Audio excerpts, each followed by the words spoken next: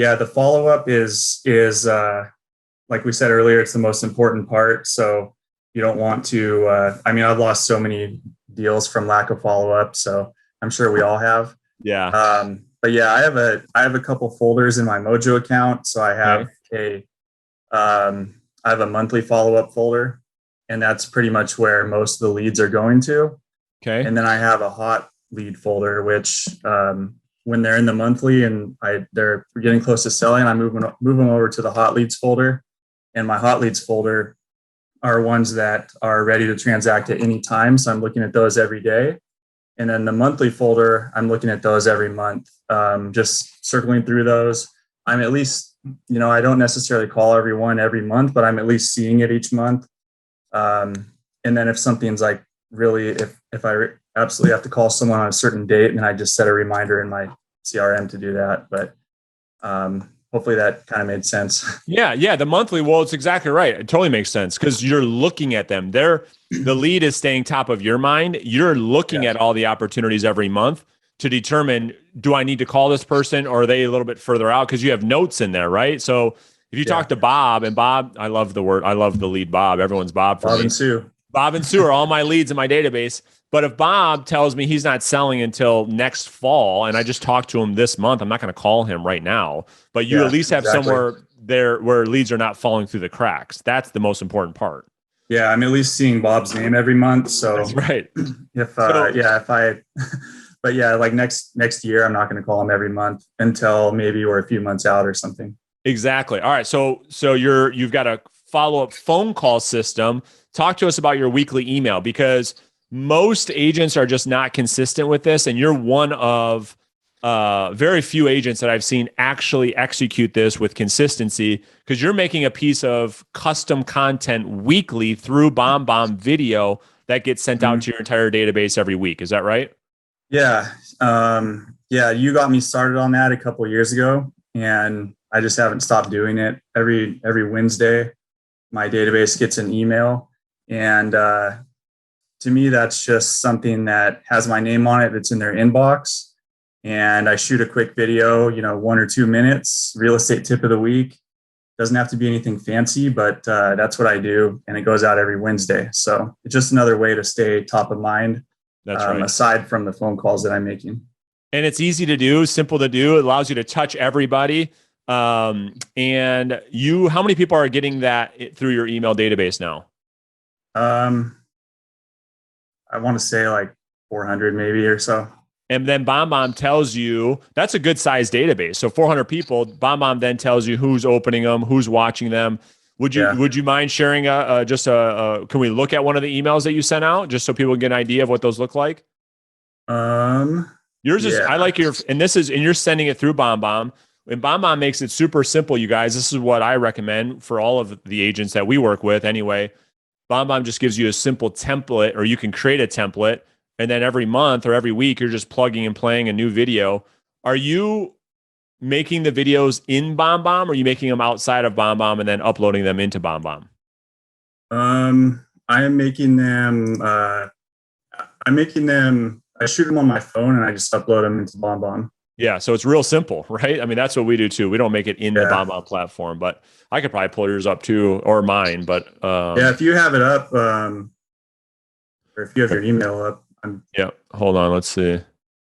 You can search Real Estate Weekly. That's what I call it. Yeah. Last Wednesday was the last one. I just started using YouTube to store my videos, and you can put the YouTube link on BombBomb, so that way when they click it, they view your YouTube. I love it. All right, you guys, check this out. I'll share my screen and I'll just show them real quick. So this is Kevin's BombBomb. This is what we do every single week. And BombBomb does a nice little HTML file. So it's like playing in the inbox, right? And then, so you've got your video, you've got your tips. They can go to your website, search your listings. Then you've got the real estate market, what's happening in your local market, which is great. And then your contact information with a call to action, right? I mean, we don't have to make it fancy. It's just really simple way for you to stay top of mind as you're generating leads every day. You throw them into your database, which is now, what'd you say, 450 people. That just keeps growing every day, right? You just keep adding people every single day to that thing. Yeah. And the good thing about what I like about using Mojo is there's a button you can press, export to BombBomb. So it goes straight into my BombBomb list, and I don't have to go and log into BombBomb and put their information in. That's And phenomenal. yeah, it integrates with a lot of different CRMs too. So I'm not trying to push Mojo or anything. No, Mojo is great. You're right. They really are. No, they're phenomenal. That's what we're doing. That's why we're doing this mastermind. You know, it's like what works for Kevin. And so, yeah, I think BombBomb's got a great platform. It's phenomenal. All right. So, and then you're following up. You're doing the monthly thing. You're doing the weekly emails. Can you talk? This is more of a mindset of like the law of the harvest and like how important pipeline maturity is, because now you've run the full gamut. You've done the work. And now you're a couple of years into this thing where you're getting listings that come out of the database. When an agent's new, as you know, like they're doing all the work, but they're not getting any of the result because they haven't allowed their database to mature.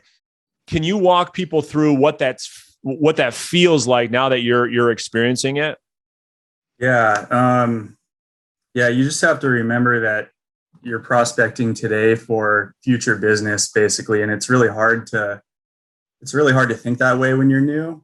But over time, if you stick with it, you'll see that a lot of your listings and your business comes from people you contacted several months ago. So I think that's the hardest part about being a new agent is you don't get to see that yet. And yeah, I mean, I get listings that I first contacted people 2 years ago or so, fairly often. So it's like I listed a FSBO earlier this year that was a FSBO 2 years ago. And I stayed in touch with him, even though he wasn't on Zillow anymore. And he listed with me because I was the only one that did that. So most agents aren't doing that. If you stay in touch with them, you're going to be the obvious choice once they do want to list their property. But yeah, that's the hardest part when you're new is getting over that mindset of not getting any now business while you're making the calls. Yeah, the instant gratification, because you got to build a pipeline. That FSBO you talked, was that this year you took that listing and sold it? Yeah, that was earlier this year. Yeah. How much money did that one listing pay you roughly? Do you remember? Like 13,000. So that 13 grand of your income in 2021 was simply a result of the work you did in like 2019, correct? Yeah, it was just someone I previewed. He was a FSBO for 7 days and he pulled it off the market because he changed his mind. And I knew he would sell eventually. So I just put him in the database and called him every couple of months. And that was simple. It didn't take a lot of your work. He was getting your weekly emails. You call him every couple of months and you made $13,000 this year in tangible real cash. I mean, that's why I have such a problem, Kevin, with that advice of like, if the person's not ready to sign a contract in 7 days, throw them away. Yeah. I just hate that advice. Like literally in your experience in the last, let's just call it 3 years, right? Because 3 years, you've really transformed your business, I would say. Like how much business would you have gotten taking that 7 day advice versus the money you've made with following up with people longer than 7 days, would you say? What percentages would you give us? I would probably not get any business really if I took that advice. I went to a seminar a few years ago and I won't name who the trainer was, but he gave me that advice and he gave everyone there that advice. He said, go through your database and anyone that's not ready to do anything in the next 3 weeks, delete them. And I was in shock when I heard that. And I almost wanted to stop and like say something, but it was to a huge crowd of agents. And a lot of them were probably new agents too. And that's what I was told when I was new too. And I believed it. Me too. Yeah. It's crazy that you shouldn't be allowed to coach agents if you're giving that type of advice. It's so, I mean, wow, you just gave me goosebumps, Kevin. Look at you.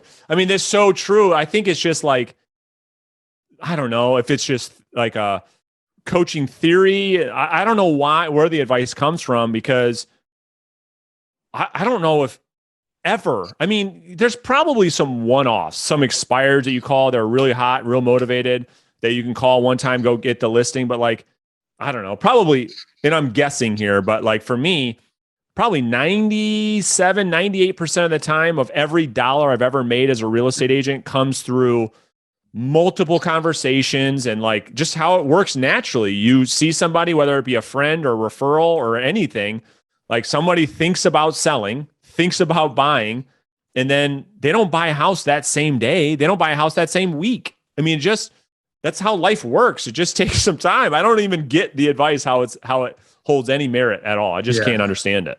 Exactly. And most people don't want to just hire a complete stranger. So you do have to spend some time, cultivating that relationship and building that trust with them before they hire you too. So yeah. I mean, I make the argument because now most of my business is like people I have relationships with. It's true with them too. Like I'll get a phone call. I get phone calls all the time. Like, hey, Brandon, it's Bob. Of course, it's Bob. This is Bob and Sue. We're thinking about selling our house. Well, Bob and Sue, I mean, it takes a meeting. It takes some conversations. It takes some strategic planning before they're signing contracts or putting a sign in the front yard. I mean, this doesn't happen this week. I like it to. I wish it was, but it's just not the reality of the situation.